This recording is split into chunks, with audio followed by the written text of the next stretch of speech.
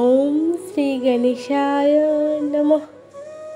আগামী 22শে আগস্ট বুধবার অনুষ্ঠিত হতে চলেছে গণেশ চতুর্থী। বুধবার অর্থাৎ গণেশের দিন। গণেশের জন্মবার হলো বুধবার। সৌভাগ্যক্রমে গণেশ চতুর্থীর শুভ দিন পড়েছে এবার বুধবারেই। তাই বন্ধুরা, কাল গণেশ পুজোর সাথে সাথে অবশ্যই ব্রতকথাও শুনতে হয়। ব্রতকথা না শ্রবণ করলে যে কোনো পুজোই কিন্তু অসম্পূর্ণ থেকে যায়। তাই আজকের ভিডিওতে আমি তোমাদের সঙ্গে শেয়ার করব গণেশ চতুর্থীর ব্রতকথা। যারা গণেশ পুজো করছো তারা অবশ্যই একবার হলেও এই গণেশ চতুর্থীর ব্রতকথা শ্রবণ করবে। গণেশ চতুর্থীর শুভ সময় আমার আগের ভিডিওতে দেওয়া আছে, চাইলে আপনারা দেখে আসতে পারেন। পুজো করতে কী কী প্রয়োজন, কী কী সামগ্রী লাগবে, সমস্ত কিছু তথ্য আমার আগের ভিডিওতে দেওয়া আছে।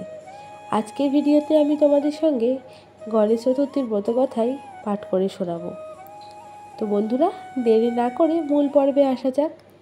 শুরু করছি গণেশ চতুর্থীর ব্রতকথা। গণেশ হলেন মাতা পার্বতীর সন্তান। গণেশ চতুর্থীর ব্রতকথা মূলত মাতা পার্বতী ও ভগবান গণেশের উৎপত্তির কাহিনী। ভাদ্রপদ মাসের শুক্লপক্ষের চতুর্থীতে গণেশ চতুর্থী বা গণেশ চৌথ হিসেবে পালিত হয়। গণেশ চতুর্থী সারা ভারতে ব্যাপকভাবে আড়ম্বর সহকারে পালিত হয়। এই দিনে উপবাস করে গণেশ চতুর্থীর উপবাসের গল্প বা গণেশ চতুর্থীর গল্প শোনা দরকার। দেবতাদের মধ্যে শ্রী গণেশের অবস্থান সর্বোচ্চ। দেবতাদের মধ্যে শ্রী গণেশ প্রথম এবং জ্ঞানের দেবতা। গণেশের বাহন হলো একটি ইঁদুর এবং গণেশের স্ত্রীরা হলেন ঋদ্ধি ও সিদ্ধি। তার প্রিয় খাবার হলো মোদক। গণেশ চতুর্থীর দিন সকালে স্নান করে গণেশের মূর্তিকে সিঁদুর অর্পণ করে ষোড়শ প্রচার পদ্ধতি পূজা করে দক্ষিণা অর্পণ করে 21টি লাড্ডু দিয়ে পুজো করতে হয়। এর মধ্যে 5টি লাড্ডু গণেশের মূর্তির কাছে রাখা হয় এবং বাকিগুলি ব্রাহ্মণদের দান করা উচিত। যারা গণেশ চতুর্থীর উপবাস রাখেন তাদের গণেশ চতুর্থীর উপবাসের ব্রতকথা শোনা উচিত। যে কেউ গণেশ চতুর্থীর উপবাস পালন করে গণেশ পুজোর উপবাসের গল্প শুনতে পারে, তার জীবনে সুখ সমৃদ্ধি সুখ নিজেই বয়ে আনে। আসুন জেনে নেওয়া যাক গণেশ চতুর্থীর ব্রতকথা। একবার মা পার্বতী নদীতে স্নান করতে গিয়েছিলেন। পার্বতী মাতা তার দেহের শুকনো উপটন দিয়ে একটি মূর্তি বানিয়ে তাতে প্রাণ প্রতিষ্ঠা করেছিলেন এবং তার নাম রেখেছিলেন গণেশ।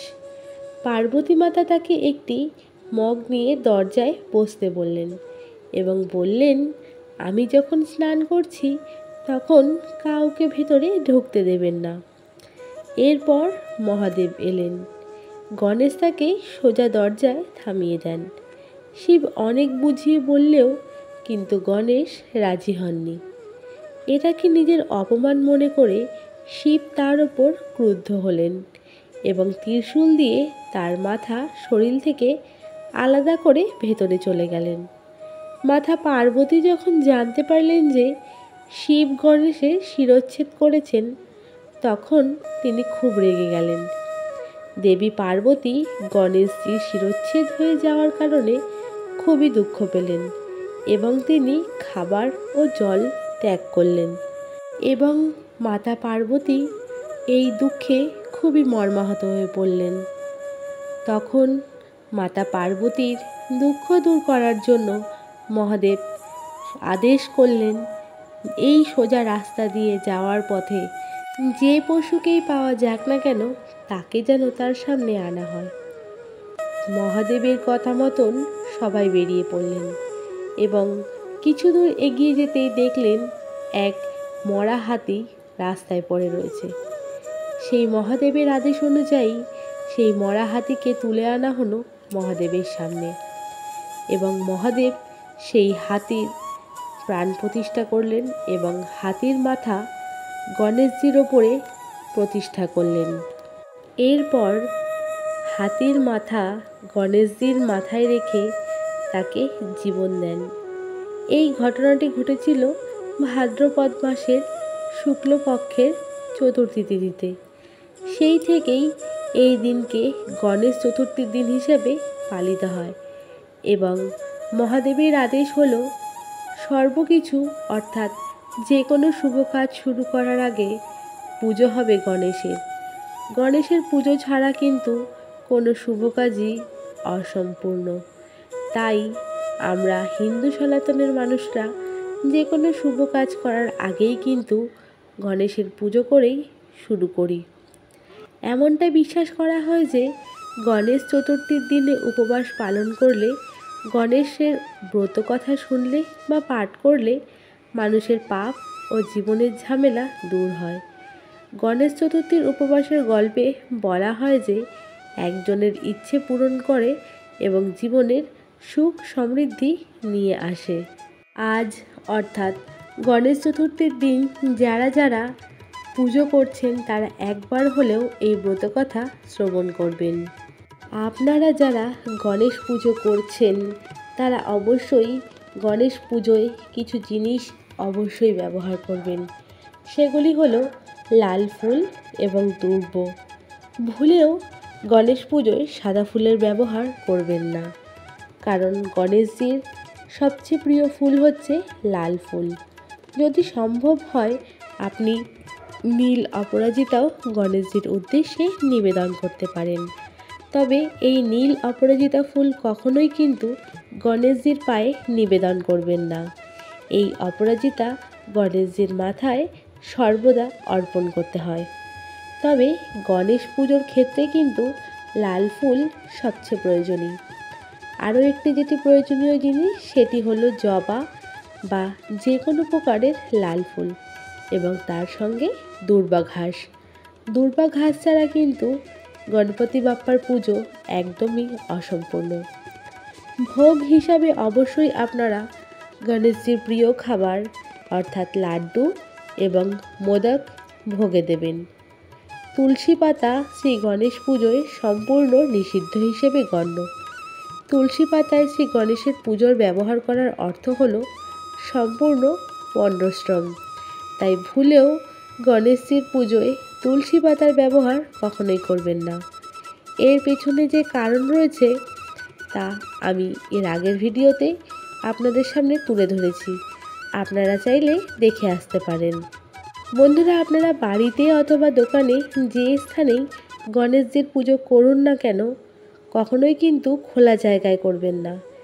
সর্বদা একটি পরিষ্কার পরিচ্ছন্ন ঘরে অথবা প্যান্ডেল তৈরি করেই গণেশজির পুজো করবেন এবং গণেশজির মূর্তিকে উঁচু বেদিতে লাল কাপড়ের ওপর বসাবেন এবং যেই গণেশজির মূর্তিটিকে আপনি পুজো করছেন সেই গণেশজির মূর্তিটি সর্বদা বসা অবস্থায় থাকা প্রয়োজন। এর পাশাপাশি গণেশজির মূর্তি কেনার সময় খেয়াল রাখবেন যে গণেশজির সুর যেন বাম দিকে থাকে।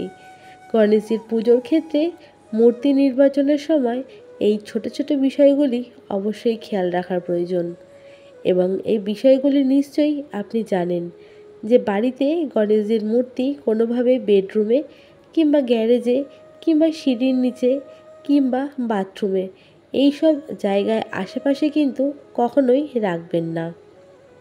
গণেশ চতুর্থীর শুভ সময় আমার আগের ভিডিওতে দেওয়া আছে, আপনারা চেষ্টা করবেন এই শুভ সময়ের মধ্যেই পুজো সম্পন্ন করতে এবং যদি পারেন সকালবেলায় গঙ্গা কিংবা কোনো পবিত্র নদীতে স্নান করে দিনটা শুরু করবেন। গণেশজিকে সবসময় লাল রঙের পোশাক পরানোর চেষ্টা করবেন। গণেশ পুজোয় অবশ্যই একটি পৈতে দান করবেন। বন্ধুরা, আপনারা গণেশ চতুর্থীর দিন পুজো করে কিন্তু নিরামিষ আহার একদমই গ্রহণ করবেন না। এই দিন কিন্তু সকলেই নিরামিষ আহার গ্রহণ করবেন। গণেশ চতুর্থীর দিন খুবই সুন্দরভাবে পালন করবেন। গণেশজির কৃপায় আপনার পরিবারে সুখ শান্তি সর্বদা বজায় থাকুক, এই কামনা রেখে আজকের ভিডিও এইখানেই শেষ করছি। আপনারা সকলে ভালো থাকবেন, সুস্থ থাকবেন। পুজো সংক্রান্ত কোনো আপনাদের যদি মতামত জানার থাকে অবশ্যই আমাকে কমেন্ট করবেন, আমি সাধ্য মতন উত্তর দেওয়ার চেষ্টা করব। আমার চ্যানেলে প্রথমবার এসে থাকলে চ্যানেলটিকে সাবস্ক্রাইব করে ভিডিও দেখার জন্য অনুরোধ করছি। অবশ্যই তার পাশাপাশি একটি লাইক করতে কিন্তু ভুলবেন না। আজকের মতন বিদায় নিচ্ছি বন্ধুরা, দেখা হবে আপনাদের সঙ্গে পরবর্তী কোনো ভক্তিমূলক ভিডিওতে।